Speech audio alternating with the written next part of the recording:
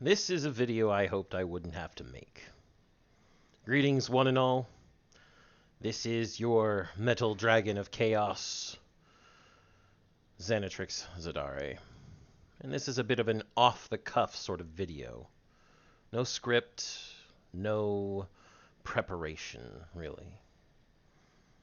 But I feel compelled to throw my hat into the ring regarding this constant tyranny from the petty little tyrants of the eternally offended and the eternally online.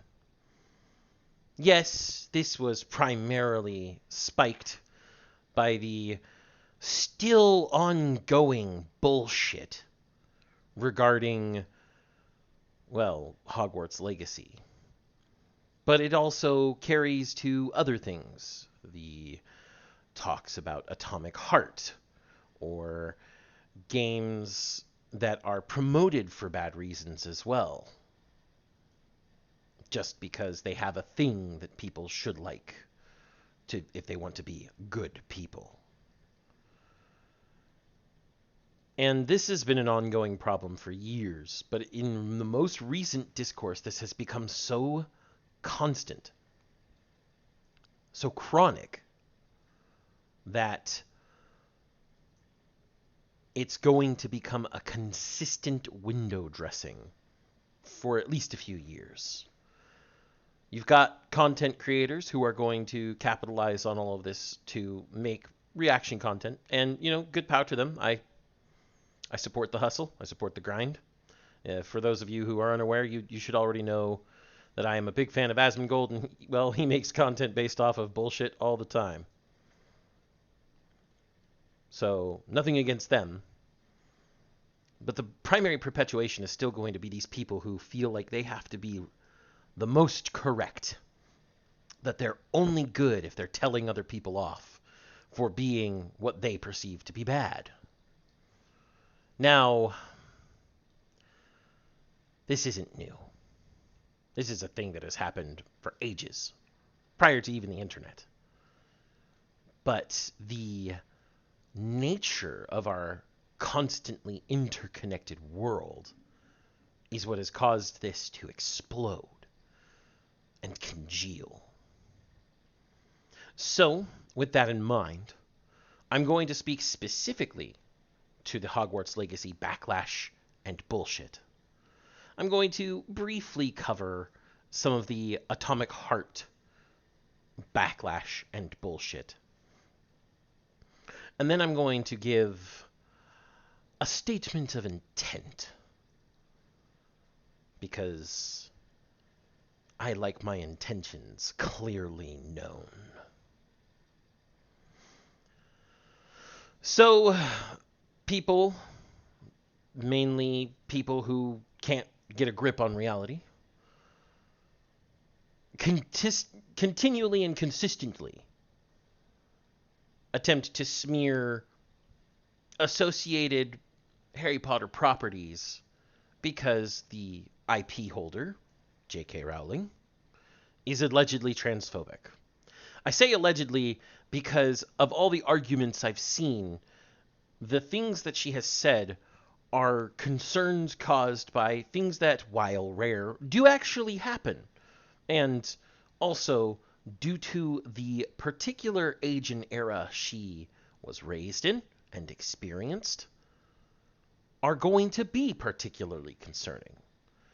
Does that make her transphobic? Does that make her hate transgender people? No. I very much doubt she hates them. They aren't that much of a concern to her for her to hate them. The concern that she has is the safety of what she perceives to be cisgendered women. It even went so far as she created her own women's only, cisgender women's only shelter in the UK. She didn't break down another shelter. She didn't take over a different shelter. She made her own with her own money. This does not deprive transgender people of anything. But they argue, or at least the eternally offended, the virtue signaling, argue that by creating a space closed to transgender women, you're still reducing their options. Which isn't true. The options that were there still exist. None of them have been removed. On top of that, it's something J.K. Rowling believes in.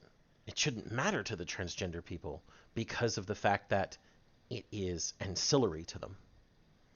They have other sources they can use, and more sources being created by various governments and various interest groups.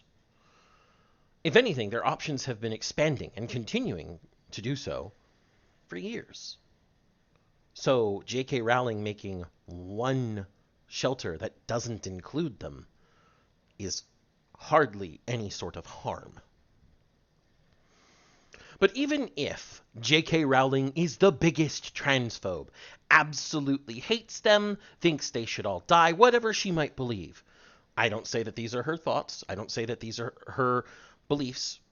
I am just using this as an example to be a little bit hyperbolic for emphasis. So do not take that out of context, though I know you will. Even if she is this second coming of Stalin or Hitler or any of the terrible dictators of history who oppressed entire swaths of people, killed them all simply to further their own goals. Buying a video game based on her IP is not an endorsement of her views, and never will be. Purchasing a product does not mean that the purchaser endorses anything having to do with the creator or distributor of those products. It simply means they want to purchase the product because they want the product. And the same for services. Because, frankly, if we're to be held responsible for all of the views and all of the ideologies of the various creators, distributors around the globe that we purchase from, then we're directly responsible, not indirectly, but directly responsible for things like the terrible things that happen in sweatshops in other countries. Yes, our demand is what creates the supply short, I guess is the best way to put it. And thus, the companies that are creating the supply are looking for any shortcut they can take to make the supply meet the demand. But it is not us who makes that decision. We simply want to buy the thing. They choose, at their upper corporate echelons, to create the thing in an immoral or unethical way. Now, that's going to tread into the shitty communist/socialist arguments about no ethical consumption under capitalism. I'm not here to get into that because that's a completely different story and a completely different argument. But I will say there's no such thing as ethical consumption, period, under any system, because consumption, by its very nature, is neither ethical nor moral. It's amoral. It's unethical. It isn't affected by those particular values. Consumption is an impulse. But beyond that, the other thing is boycotting the game is essentially moot. Especially when it comes to this. J.K. Rowling was not even an executive producer or some sort of consultant. She just signed an IP license. That's all she did. But I guarantee you that the lion's share of the money she got from this deal was from signing the license. A large lump sum of money would have been included. The royalties are just icing on the cake, the cherry on top. A little bit of something that would be okay to have every so often, but the lump sum from signing that license, well, that's the real meat and potatoes. That's the main course. So, whether it got boycotted or not, she has already been paid. The people that are actually harmed by this boycott are the developers, and to a lesser extent, the publisher. Because they may not recoup their costs of development because of it. So, first of all, that makes all these people saying boycott the game, even bigger assholes than they already are for being harassing, bullying, doxing shitheads. But it's just another drop in their ocean of piss. I hope they drown in it, figuratively speaking.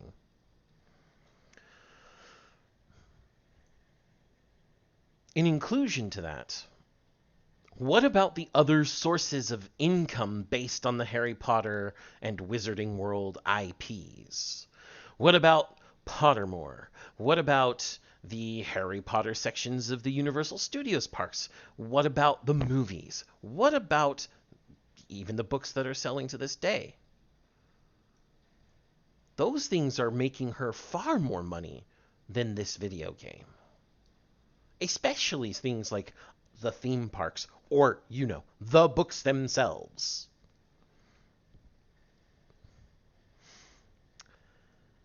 But that's just one part of this large-scale formula whose solution is, this is fucking bullshit. Yes, the other side of this equal sign says, this is fucking bullshit. We'll get there. For the next part of this formula, let's go to public... what's the best word? Public displays of disgust. The eternally offended, the eternally online, the virtue signaling assholes didn't think that just saying boycott the game was enough. If you want to organize your boycott, more power to you. I'll think you're an asshole because you're boycotting something and it's going to be for the wrong reasons, but more power to you. It is when you then go, well, if you're not boycotting it, I'm going to make you boycott it, or I'm going to make you miserable, that you have crossed a line. I don't give a fuck if you think you are justified in crossing said line, because, oh my God, we get way more hate and way more harassment. And do you know what that's called? There are numerous fallacies covered in that simple statement. One of them, the fallacy of relative privation. Another particular fallacy, two wrongs don't make a right, is the answer to. You are answering perceived hatred with more hatred. And in doing that, you are simply creating a cycle. And it's a cycle where you lose, no matter what. You've made yourself look like an asshole. You've alienated anyone who even had a modicum of respect or pity for you. People either outwardly and openly disdain you, or more often silently avoid you because you're not worth dealing with. You have sabotaged yourself. You have taken this road that is a dead end. You're going to fall off a cliff. All because of stubborn, stupid pride and a misplaced sense of overinflated self-importance. It's here that we get into some specific examples. And I'll start with an example that not many people would think I should start with. They probably wouldn't think I should even know about it. Hassan Piker. Yes. Why am I bringing up Hassan Piker? He's ostensibly someone I should disagree with greatly on a great many things. And I do disagree with him greatly on a great many things. But he's still a person. Hassan, ostensibly, was an ally to the trans community. Hassan, rather than saying, I'm not going to play Hogwarts Legacy, said, why don't we reclaim Hogwarts Legacy? Instead of leaving it to the people who don't care, we do care. Let's use it to raise money to help trans people. His audience didn't like that. At least parts of it. Loud enough parts of it that he went, okay, you guys said don't play it? Fine, I won't fucking play it. It's not worth the trouble. You didn't make him stop playing because he thought that it was genuinely bad to play it. You made him stop playing because he saw that no matter what he did, he'd get hounded for it, and he wasn't willing to interact with that sort of particular harassment. And trust me, what you guys do is harassment by the legal definition. But be that as it may, I commend him both for wanting to do something instead of a boycott, do something to help trans people. And also for explaining very openly on his own stream why he wasn't going to stream it anymore. And that it was entirely his audience's fault. Next, we move on to two streamers that I greatly appreciate watching when I have the chance to watch them. And those are Pikami and Silverveil. Now, I'll get to Silverveil later. But Pikami has been sort of carried around as a trophy by these eternally offended people. They keep saying in tweets when responding to people, Pikami learned her lesson and knew it was wrong and so decided not to stream. But if you look at the tweets Pikami made and the statements Pikami made, it's not that she realized she was wrong. It's that she realized too many people were upset to stream it. That too many people were there hounding her, harassing her, haranguing her. How many H words can I get in at this point? They didn't make her, quote unquote, see the light. They made her too uncomfortable to continue. Which is a shame. She had just come back from a 1-month hiatus to focus on, I believe it was her mental health. And now she's been incommunicado since that point. For, I think at this point, 15 days? We've heard nothing from her. If her break was to help with her mental health, these people drove her back to her bottom line. They drove her back to rock bottom. And that's unacceptable. Driving people to despair because you think they shouldn't purchase something because you disagree with the IP holder is monstrous. It's not righteousness. It's not activism. It's not anything good. You are monsters. And I mean that with the most utter aberrance that I can muster from the bottom of my cold, dead heart. You are monsters.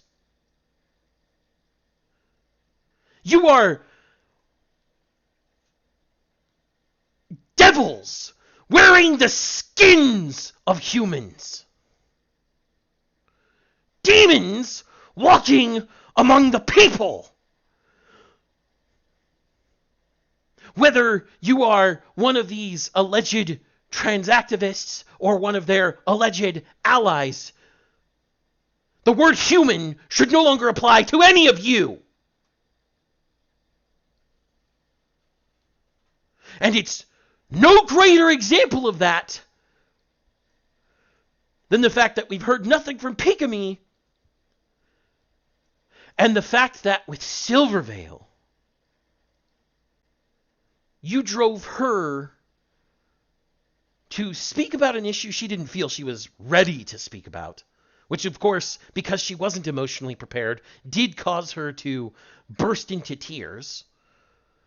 Not only did you attack her, you attack her friends and family, specifically doxing her friends and family. And you have the gall, the unmitigated fucking gall, to claim it's righteous. You holier-than-thou pricks. Yeah, I'm a little frustrated with you. I'm just a little mad.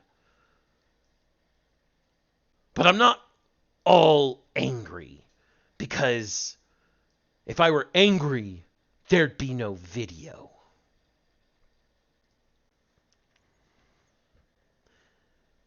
Luckily, Silverveil has come back and said, fuck y'all freaks. And has said, I'm going to be a fucking wizard playing my fucking wizard game, and there's nothing you shitty people can do about it. Which is good. She should say that. And she should ban every one of you anytime you bring up any small amount of harassment to her. Because all you do is make misinformation and lies and harass and harangue and constantly put pressure. You people are a virus. You're an illness. And yes, I do realize that because of this video, I'm likely going to be seen as somebody very, very bigoted. Dead wrong. But believe what you may.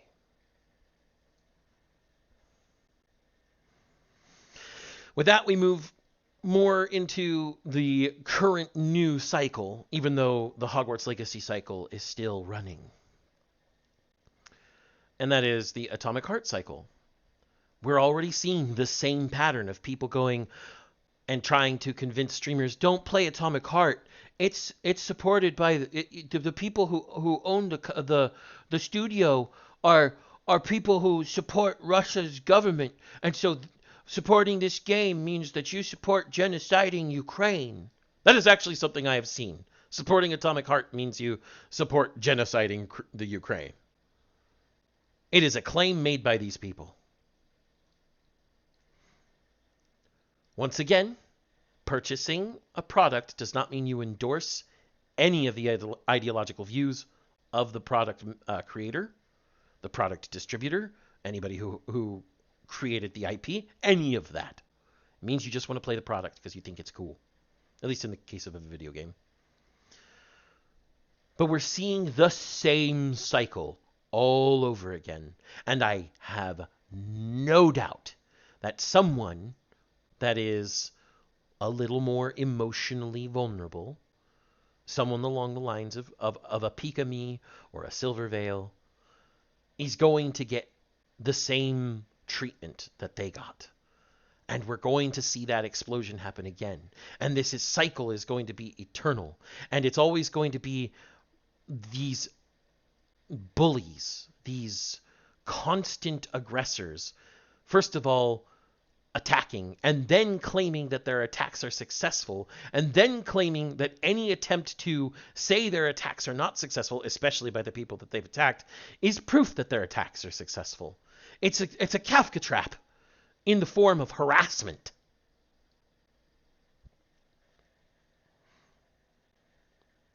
So at this point,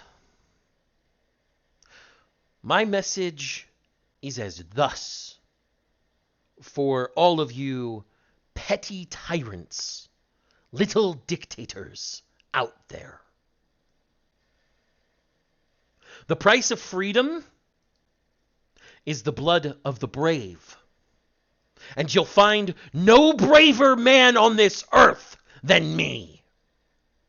If I have to sweat, muck through the mud, gather more scars, if my blood must be spilt to stop your filth from harassing and bullying, then I'm right fucking there. Right on the front fucking line.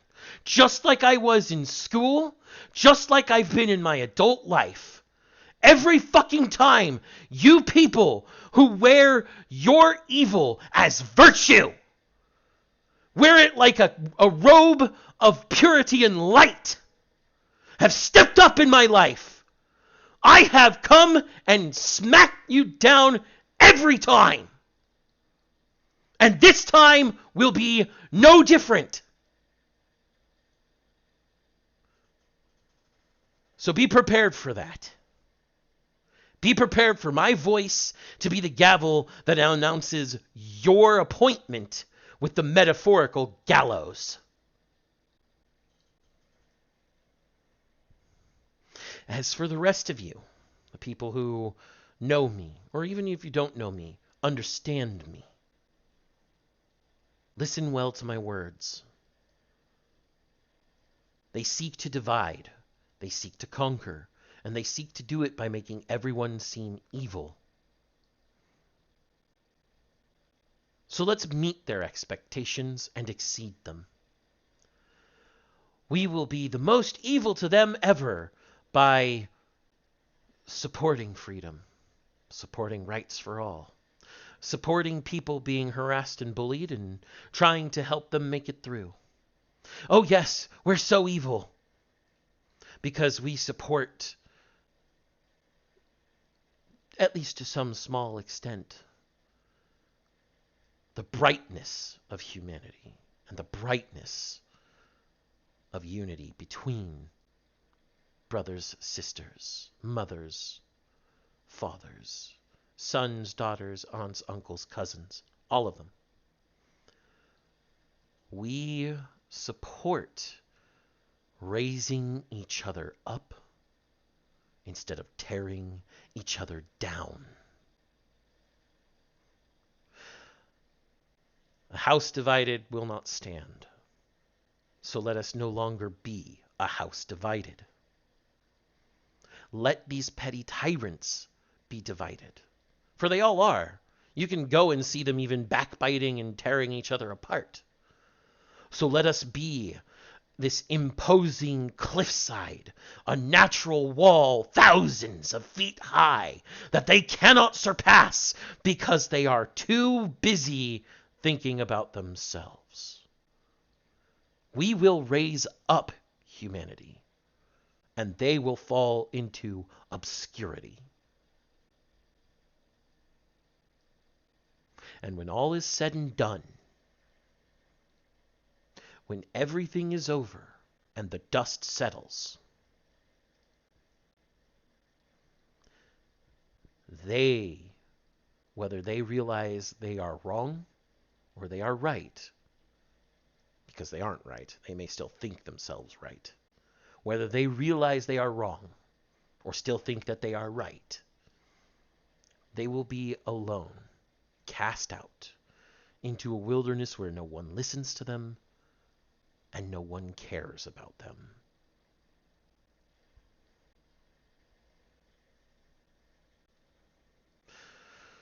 With that, my view on this particular debacle, this particular charade, is done. But remember, you don't only seek the truth seeks you.